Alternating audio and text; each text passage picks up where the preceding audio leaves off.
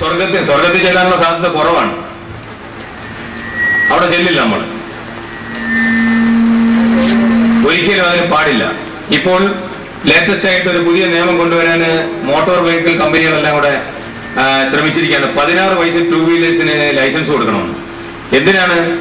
ബൈക്കും മറ്റും ഉണ്ടാക്കുന്ന കമ്പനിക്കാർക്ക് കൂടുതൽ സെയിൽ നടക്കാൻ വേണ്ടി 16 വയസ്സ് കഴിഞ്ഞ കുട്ടികളെ മരണത്തിലേക്ക് അയക്കാനുള്ള ശ്രമമാണ്. അവർക്ക് ലാഭം കിട്ടിയാൽ മതി. ഒരു കാരണവശാലും 18 വയസ്സ് കഴിയാതെ ലൈസൻസ് എടുക്കാൻ അനുവദിക്കാൻ പാടില്ല എന്ന് ഇവിടുത്തെ ജനങ്ങൾ മാത്രമല്ല യുവജനങ്ങൾ തന്നെ മുൻകൈ എടുത്തിട്ട് പ്രതിഷേധിക്കണം. അതിന് അന്നൊരു യോഗത്തിൽ ഞാനിത് യുവാക്കളുടെ അടുത്ത് പറഞ്ഞതാണ്.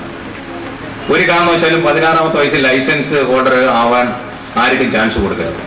അത് കൂടുതൽ അപകടങ്ങളിലേക്കാണ്. 30 വയസ്സിനും 18 വയസ്സിനും ഇടയിലുള്ള ആൾക്കാരാണ് ഏറ്റവും കൂടുതൽ അപകട മരണത്തിലേക്ക് ഡെയിലിൽ നയിക്കപ്പെടുന്നത്.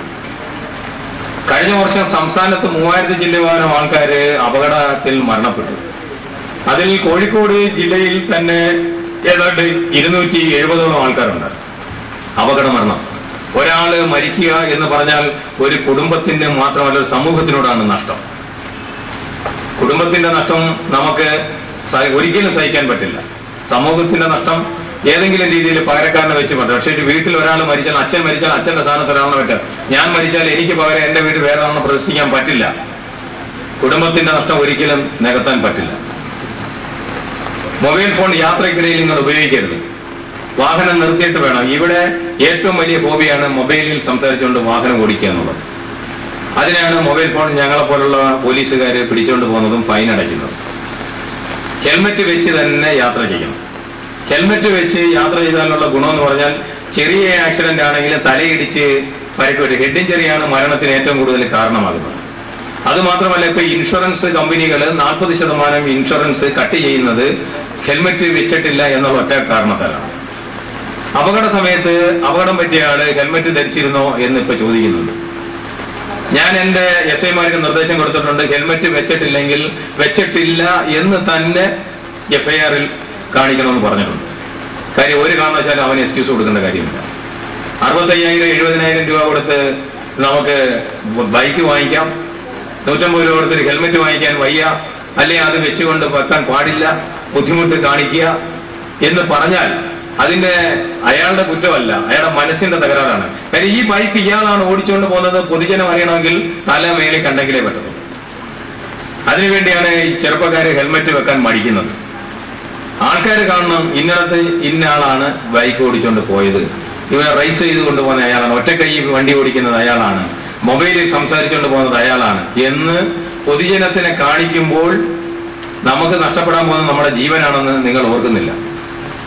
30 മിനിറ്റ് കൊണ്ട് ഒരിടത്ത് എത്തേണ്ട നമ്മൾ 35 മിനിറ്റ് കൊണ്ട് എത്തിയാൽ നിങ്ങൾക്ക് 5 കൊല്ലം കൂടെ അധികം ജീവിക്കാൻ പറ്റും. അല്ല, നിങ്ങൾ ഈ 30 മിനിറ്റ് കൊണ്ട് എത്തേണ്ട സ്ഥലത്ത് 25 മിനിറ്റ് കൊണ്ടാണ് എത്താൻ ശ്രമിക്കുന്നതെങ്കിൽ 5 കൊല്ലം മുമ്പേ നിങ്ങൾ മരണപ്പെട്ടിരിക്കും, ഉറപ്പാണ്. നിങ്ങൾക്ക് ഏത് അനുഭവസ്ഥരെടുത്ത് ചോദിക്കാം. നിങ്ങൾക്ക് കാണുന്ന നിങ്ങളുടെ ചുറ്റുവട്ടത്തുള്ള അപകട മരണം സംഭവിച്ച ആരെ കുറിച്ചും മനസ്സിലാക്കാൻ കഴിയും. ഇപ്പോൾ പിന്നീട് ഏറ്റവും കൂടുതൽ മരണത്തിന് അടിമപ്പെടുന്നത് 2-3 പേര് കയറി വാഹനത്തിൽ 2 വീലർ യാത്ര ചെയ്യുക, ലൈസൻസ് ഇല്ലാതെ ഓടിക്കുക, മൊബൈല് പാട്ട് കേട്ടുകൊണ്ട് പോവുക, ഇങ്ങനെയൊക്കെ പോകുമ്പോഴാണ്. അതൊരിക്കലും ശരിയുള്ള കാര്യമല്ല. നമ്മളുടെ ഏത് സമ്പത്തിനേക്കായും നമുക്ക് വിലപ്പെട്ടത് നമ്മളുടെ ജീവനാണ്. നമ്മളുടെ ജീവന് അപ്പുറം നമ്മൾ ഒന്നിനെയും വില കൽപ്പിക്കരുത്. അങ്ങനെ കൽപ്പിക്കപ്പെടുന്നവൻ ജീവിക്കാൻ അർഹനല്ല ഭൂമിയിൽ. എന്റെ ജീവനാണ് എനിക്ക് ഏറ്റവും വലുത്. അത് കഴിഞ്ഞിട്ടുള്ള എന്റെ ഭാര്യയുടെയും മക്കളുടെയും പോലും ഞാൻ കണക്കാക്കുന്നു. നിങ്ങൾ ഓരോരുത്തരും നിങ്ങളുടെ ജീവനാണ് വലുതെന്ന് കാണണം. എങ്കിലേ നിങ്ങളെ ആശ്രയിക്കുന്നവർക്ക് നിങ്ങൾക്ക് നാളെ സഹായം ചെയ്യാൻ പറ്റും. ഇല്ലെങ്കിൽ നിങ്ങൾ ഡെഡ് ബോഡി ആയിരിക്കും. അതുകൊണ്ടാണ് അപകടം നമ്മൾ ക്ഷണിച്ചു വരുത്തരുത്. നമുക്കായിട്ട് വരുന്ന അപകടങ്ങൾ ഒരിക്കലും നമ്മളെ മരണത്തിലേക്ക് ഒരു പക്ഷേ എത്തിക്കത്തില്ല. നമ്മൾ ക്ഷണിച്ചു വരുന്ന അപകടങ്ങൾ 99% നമ്മളെ മരണത്തിലേക്ക് കൂട്ടിക്കൊണ്ടു പോവുകയും ചെയ്യും.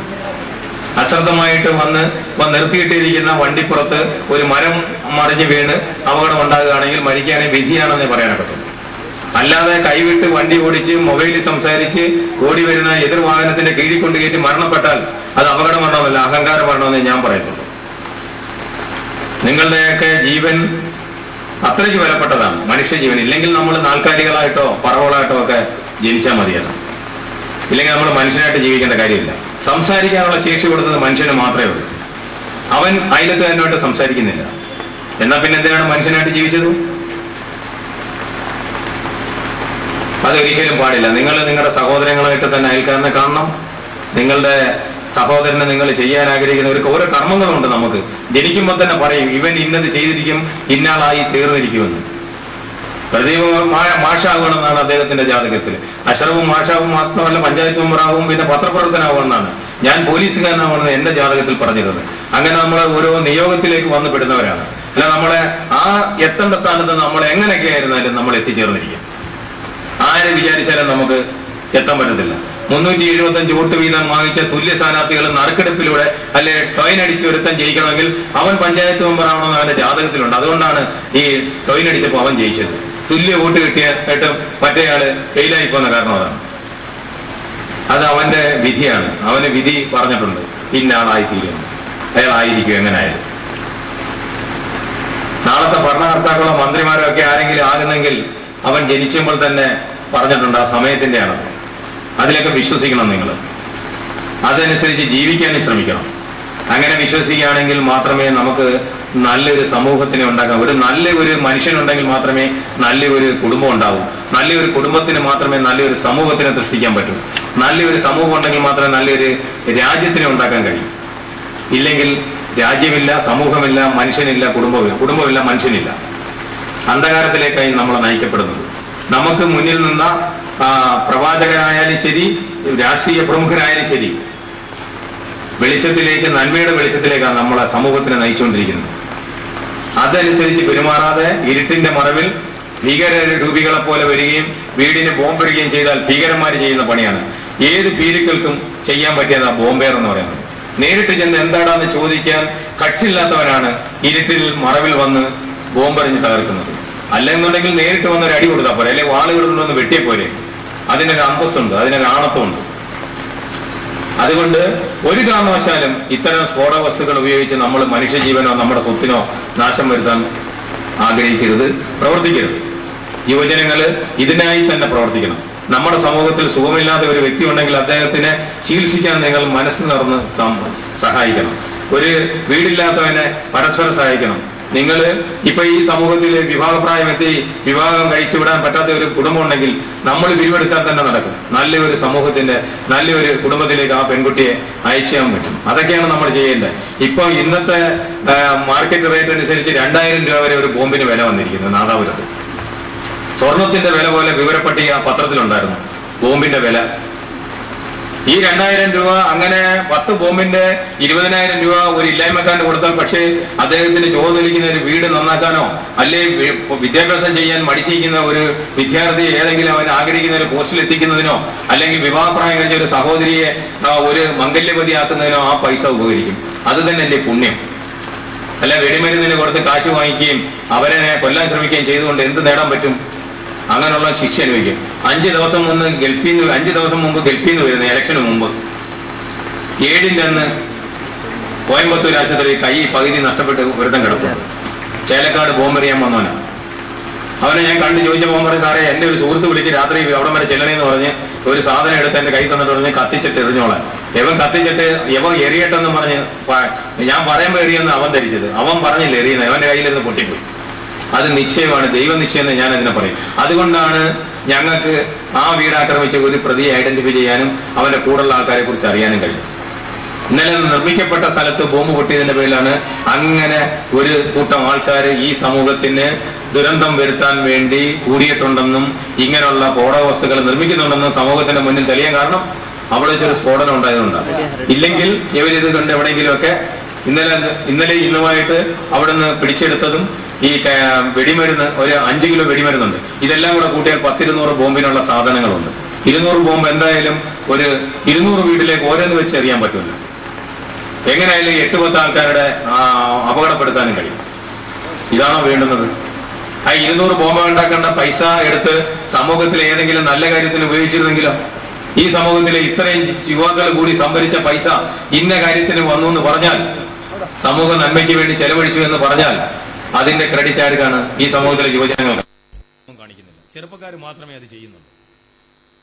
നമ്മുടെ മുതിർന്നവർ വീട്ടുകാരെല്ലാം 8 മണി അല്ലെങ്കിൽ 9 മണിക്ക് മുമ്പ് അവർ വീട്ടിലെത്തിയിരിക്കും. ഈ പ്രദേശങ്ങളിലേക്ക് 8 മണിക്ക് മുമ്പ് എല്ലാവരും എത്താറുണ്ട്. കാര്യം അതിനുശേഷം ബസ് സർവീസ് വളരെ നന്നേ കുറവുള്ള പ്രദേശമാണ്. വടകരയിൽ നിന്നൊക്കെ ഓട്ടോറിക്ഷ പിടിച്ചും അല്ലെങ്കിൽ നാദാപുരത്ത് വന്ന് ഓട്ടോറിക്ഷ പിടിച്ചുമാണ് ഇവിടത്തേക്കൊക്കെ ആൾക്കാർ രാത്രികാലങ്ങളിൽ വരുന്നത്. ഞങ്ങൾ വാഹനം ചെക്ക് ചെയ്യുമ്പോൾ ഇന്ന ഭാഗത്ത് കുഴപ്പക്കാരനെ കണ്ടാൽ ഞങ്ങൾക്ക് അറിയാം. അതാണ് ഞങ്ങൾ വെരിഫൈ ചെയ്യാൻ വേണ്ടി സംശയമുള്ളവനെ അവിടെ കൊണ്ടുവെക്കുന്നത്. നിസ്സാരപ്പെട്ട ആരെങ്കിലും പ്രതിയാക്കാനല്ല. ഏതെങ്കിലും ഒരു നിരപരാധി എന്റെ കൈകൊണ്ട് ഇതുവരെ ജയിലിൽ പോയതായിട്ടില്ല എന്റെ സർവീസിൽ. ഞാനതിന് അനുവദിക്കത്തുമില്ല.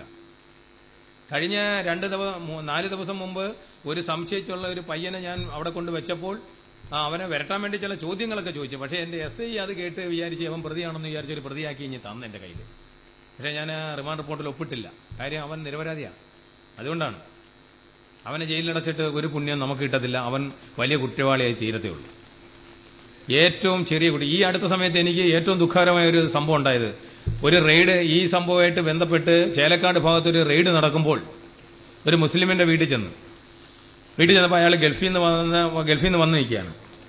അപ്പോൾ അവിടെ കുട്ടികൾ നിന്ന് കളിക്കുന്നു. അപ്പോൾ ഞങ്ങൾ അങ്ങോട്ട് കയറി ചെന്നപ്പോൾ പോലീസ് എന്നൊക്കെ പറഞ്ഞ് കുട്ടികൾ അങ്ങോട്ടും ഇങ്ങോട്ടും മാറി.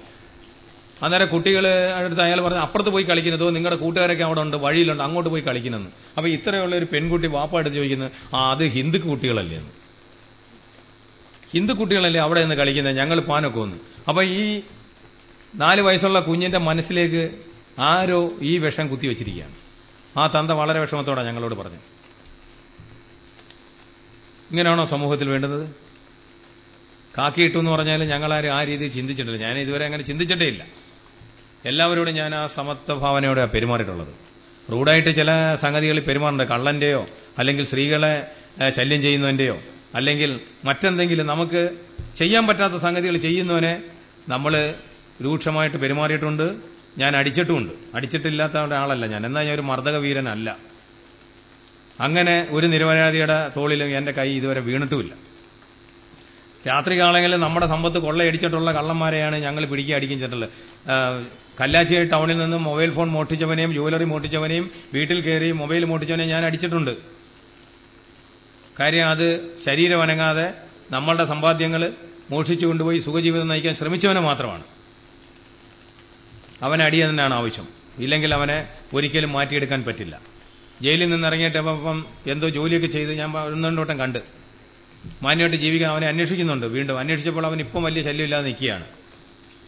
ഏതോ അബദ്ധത്തിൽ ചെന്ന് ചാടിപ്പോയതാണ്. പശ്ചാത്താപമുണ്ട്. ചില കുറ്റവാളികളാക്കുന്നത് ചില സാഹചര്യങ്ങളാണ് നമ്മളെ. ചിലപ്പോൾ നമുക്ക് ഒരു കുട്ടിക്ക് പഠിക്കാൻ ഒരു ബുക്ക് വാങ്ങിക്കാൻ, അതിനൊരു ഉദാഹരണമുണ്ട്. നമ്മുടെ നാദാപുരത്ത് ഒരു മൊബൈൽ ഷോപ്പിൽ 2 കുട്ടികൾ വന്ന് രാത്രിയിൽ 2 മൊബൈൽ ഫോൺ മോഷ്ടിച്ച് കടയിൽ വന്ന് നിന്നിട്ട് മോഷ്ടിച്ചിട്ട് നാദാപുരം പള്ളിയുടെ പറമ്പിലേക്ക് കൊണ്ട് ഒളിച്ചു വെച്ചിട്ട് പോയി. അപ്പം കട പൂട്ടാൻ നേരത്ത് 2 മൊബൈൽ ഫോൺ കാണുന്നില്ല. അപ്പൊ സന്ധ്യസമയത്ത് കടയ്ക്ക് തൊട്ട് പൂട്ടുന്നതിന് മുമ്പ് ഈ 2 കുട്ടികളാ വന്നതെന്ന് കടക്കാരന് മനസ്സിലായി. ഇയാൾ വന്ന് എന്റെ അടുത്ത് പരാതി പറഞ്ഞു. ഉടനെ പോലീസ് പോയി കുട്ടികളെ കൂട്ടിക്കൊണ്ടുവരികയും ചെയ്തു. അവരെ പിടിച്ചപ്പോൾ തന്നെ കുട്ടികൾ പറഞ്ഞു ഈ പള്ളിയുടെ പറമ്പിലുണ്ടെന്ന്. ഞാൻ ക്വാസിയായിട്ട് ബന്ധപ്പെട്ട് പള്ളിപ്പറമ്പിൽ പോലീസിന് കയറണം, ഈ സാധനം എടുക്കണമെന്ന്. അദ്ദേഹത്തിന്റെ സഹായത്താൽ ഞാൻ മൊബൈൽ ഫോൺ അവിടെ നിന്ന് എടുത്ത് കൊണ്ടുവന്നിട്ട് ഈ കുട്ടികളോട് ചോദിച്ചപ്പോൾ അതിനകത്ത് ഒരു കുട്ടിയുടെ അച്ഛൻ ഗൾഫിലാണ്. ആ വാപ്പ ഗൾഫിലായതുകൊണ്ട് അവന് ഒരു പ്രശ്നമില്ല. അവൻ മറ്റവനെ സഹായിക്കാൻ വന്നവനാണ്. ആ മൊബൈൽ ഫോൺ ആ കുട്ടി മോഷ്ടിച്ചത് പിറ്റേന്ന് അവന് പുസ്തകം വാങ്ങിക്കാൻ പൈസ ഇല്ലാത്തത് കൊണ്ടാണ്. ഈ സമൂഹത്തിലെ ആരും അവന്റെ വിഷമം മനസ്സിലാക്കിയില്ല. ഒരൊറ്റ മനുഷ്യൻ പോലും വിഷമം മനസ്സിലാക്കിയില്ല. അപ്പം 2-3 ആൾക്കാർ എന്നെ അവിടെ നിന്ന് കാണാൻ വന്ന്, പഞ്ചായത്ത് മെമ്പർ ഉൾപ്പെടെ. സാറേ കുട്ടികളാണ്. ഞാൻ പറഞ്ഞു കുട്ടികളാണ്, എനിക്ക് അവന്റെ കാര്യം മനസ്സിലായി. അവരുമായിട്ട് ഞാൻ സംസാരിച്ചു. പക്ഷേ അവന്റെ വിഷമം എന്താണെന്ന് നിങ്ങൾ ചോദിച്ചില്ല. അവന് നാളെ പുസ്തകം വാങ്ങിക്കാൻ പൈസ ഇല്ല. അവന് പുതിയ ഉടുപ്പും നിക്കറും വാങ്ങിച്ചിടാനുള്ള മാർഗ്ഗമില്ല. അവന്റെ ഉപ്പ മരിച്ചു പോയിട്ട് 4 വർഷമായി. വീട്ടിൽ 3 കുട്ടികളുണ്ട്. ഇതാണ് മൂത്ത കുട്ടി. ഉമ്മയ്ക്ക് വേറെ വരുമാനമില്ല. അതുകൊണ്ട് നിങ്ങളൊരു കാര്യം ചെയ്യും, ആ കൊച്ചിന് പഠിക്കാനുള്ള എന്തെങ്കിലും ഒരു സൗകര്യം ചെയ്യും. ആ പഞ്ചായത്ത് മെമ്പർ